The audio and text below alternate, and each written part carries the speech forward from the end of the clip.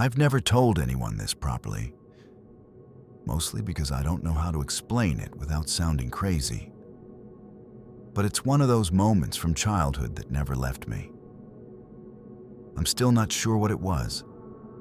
I was 10. We lived in a small 2-story house, and my room was at the end of a narrow upstairs hall. It wasn't much: bed and dresser, a tiny desk by the window. I'd always been a light sleeper, the kind who wakes if a door clicks downstairs. That night, I woke up for no obvious reason. The house felt pinned.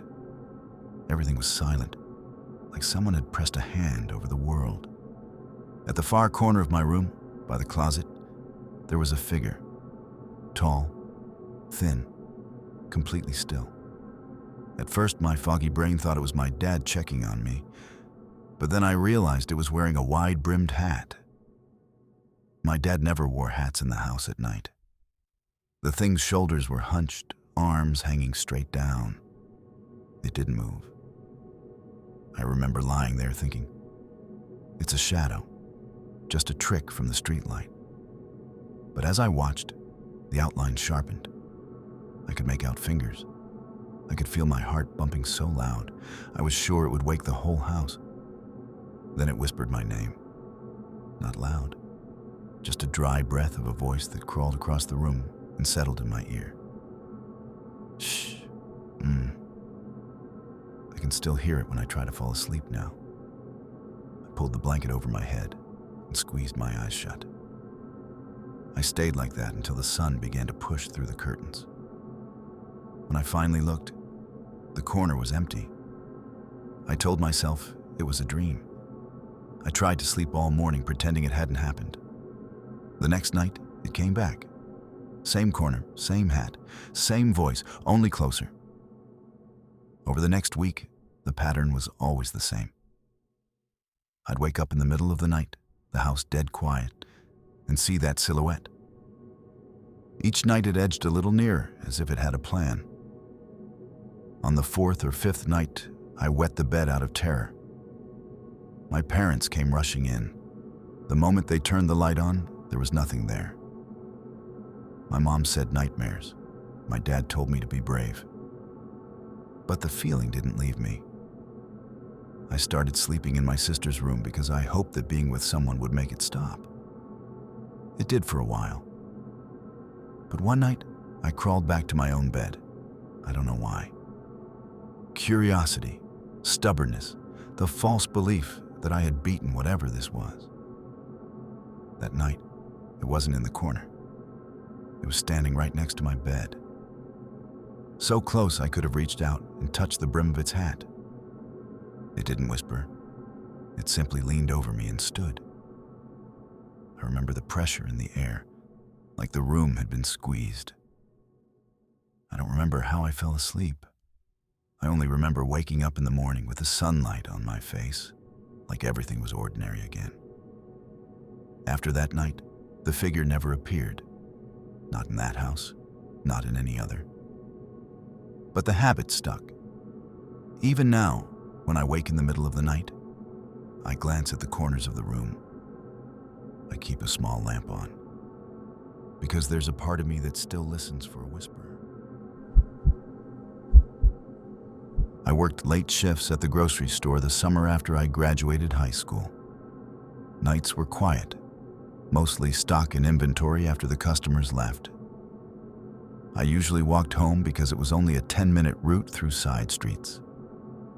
It was safe, or at least it had always felt safe.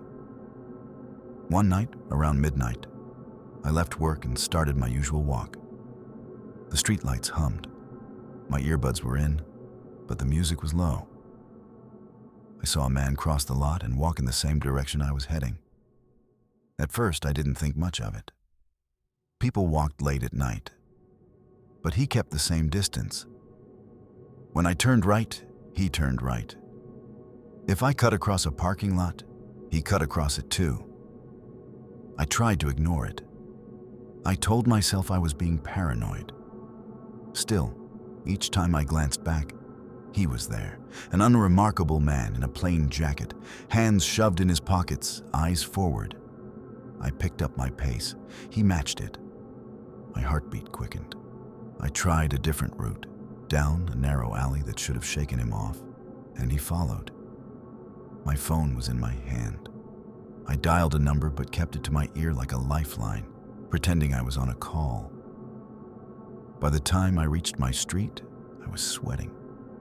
I fumbled with my keys at the front gate while trying to look casual. The man stopped on the opposite corner, and I felt a rush of relief, until he lifted his head and looked straight at me. Not just a glance. A look that read me like a map. It chilled me to the bone. I ran the last few steps up the front path, slammed the door, and bolted it. I checked the windows and saw nothing. I told myself he couldn't have followed me up the sidewalk. He must have stayed at the corner. I sat on the couch for a long time, lights on, listening to the house creak. Eventually, I slept. The next morning, I saw him at a bus stop 2 blocks from my house. He was waiting, watching the street. He didn't look at me, but I saw him. I felt a dread that settled in my chest.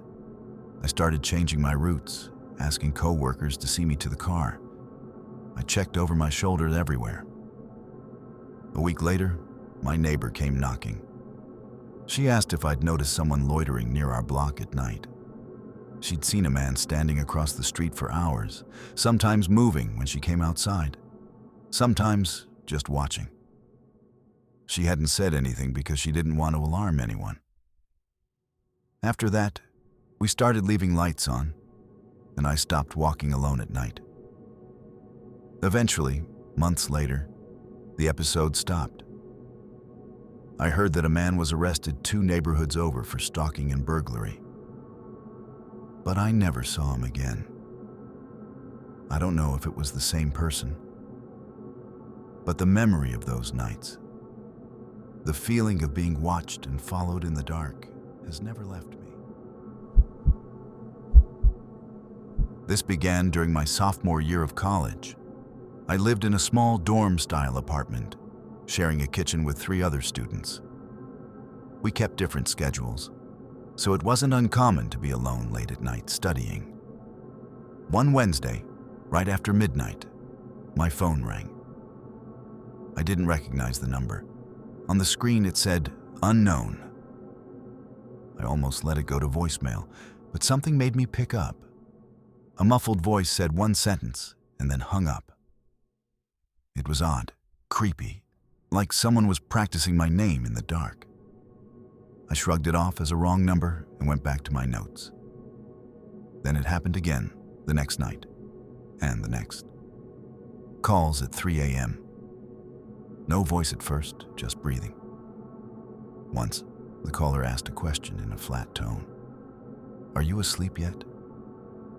I hung up and changed my number, but the calls continued, now coming from blocked or spoofed numbers.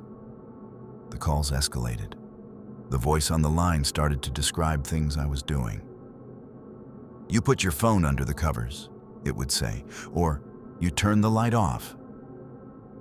I checked my doors, changed locks, made my roommate sleep in the living room. The police said there wasn't much they could do without a traceable number, and the university security shrugged and gave me a pamphlet about safety. One night, I left my phone downstairs and watched a movie with the lights out. Around 3 in the morning, my phone buzzed from the kitchen table. The caller said, "He's on the bed." My heart dropped. I was alone in the living room. I ran upstairs and opened my bedroom door. The closet light was off. There was nothing on the bed. I called my roommate, and he'd been sound asleep in the living room the whole time. After that, I started sleeping with my phone under my pillow, and I began recording the calls when they came. The recordings were chilling, whispers layered with static. Once, in the middle of a whisper, the voice murmured a detail I'd only ever told my best friend. I confronted my friend. He was as freaked as I was. He insisted he hadn't told anyone. It went on for months. I moved apartments, changed numbers, switched carriers. Nothing stopped it. Finally, one night the line went dead mid-whisper and never called again. I never found the source. Years later, when I tell this to people, they ask if it was a prank. Maybe. But there's a particular lilt in that voice, a low, dry rasp that lives in my memory. If I hear faint breathing on a late-night call now, my skin crawls. We were 17 and stupid. 4 of us decided to explore an old house on the edge of town that everyone swore was haunted. It had been empty for years. Boarded windows, overgrown yard, a keep out sign hanging crooked on the porch. Of course, that's exactly why we went. We slipped through a broken window and climbed inside, flashlights cutting through dust and sunbeams. The floors groaned under our boots. Stickers peeled from the walls. At first, it was all a dare. Footsteps echoing, whispers of, "Be quiet." We joked and took pictures, acting braver than we felt. But as we moved deeper into the house, the air changed.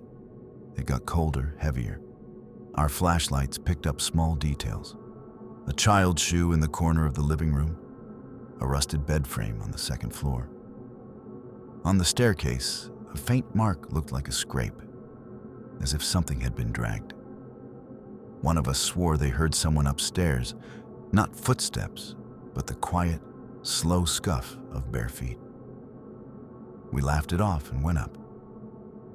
Halfway up the stairwell, our friend Claire froze. She pointed through the hallway and whispered, "There's someone watching us." I scanned the rooms with the beam of my light.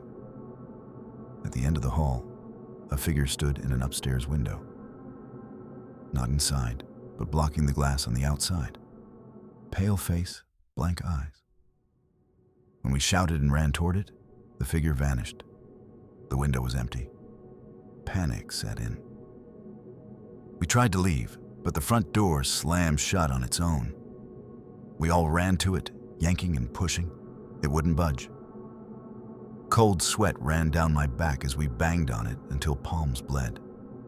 Finally, the latch snapped, and the door flew open as if something had released it. We didn't stop running until the house was a tiny dark square behind us in the trees. We felt silly for days afterward, but also changed. We told each other it had been pressure, wind, our imaginations. 2 weeks later, a news article said the house had been condemned after someone had been trespassing and got trapped inside for hours, claiming they'd seen a person in the window. Nobody wanted to talk about what they saw that day. But sometimes I think about that pale face and the sound of our own footsteps echoing upstairs. I used to hike alone because it was the only time I could think straight. There was a loop trail in the county forest I'd run twice a week. It took about an hour if you walked briskly, longer if you stopped to sit on a fallen log and watch the light through the trees. One late autumn afternoon, the sun was already low and the woods smelled like wet leaves. I always paid attention to the sounds, birds, branches, the distant highway. But that day, I started noticing twigs snapping behind me. At first, I thought it was a squirrel, then another snap, closer. I told myself not to be paranoid. The trail curved and opened to a clearing, and I glanced back. At the tree line, a man stepped out. He was older than me, maybe late 40s, wearing a dark hoodie and holding something long and thin, a stick or a metal pole, I couldn't tell. He didn't look like a hiker. He looked like someone who waited. I kept walking, not wanting to show fear. He matched my pace, staying just on the edge of the trees. I tried to step off the path to make it obvious I was going another way, to see if he'd keep following. He did. The hair on my arms raised. I considered running, but I was miles from the trailhead, and the path was narrow. So I kept going, heart beating like a drum. When the path dropped down toward the creek, I saw a rusted van parked where there shouldn't have been one. The man paused, watching me, and for the first time he called out, "Hey." His voice was flat. I said nothing and kept going. At the bridge, I forced myself to look behind. The man had stopped at the van and was pulling out something that glinted. I don't know why I did it, maybe dumb bravery, but I ran the last mile. When I finally burst out into the parking lot, hands trembling, the van was gone. Weeks later, I read about a missing hiker found a county over. They mentioned someone in a dark hoodie seen near the trail. The description matched. I told the park rangers what I saw. They said they'd increase patrols. I never saw that man again. But some nights I dream that footsteps are following me on a path lit only by the moon, and I wake up with leaves smelling fresh and my throat raw from running.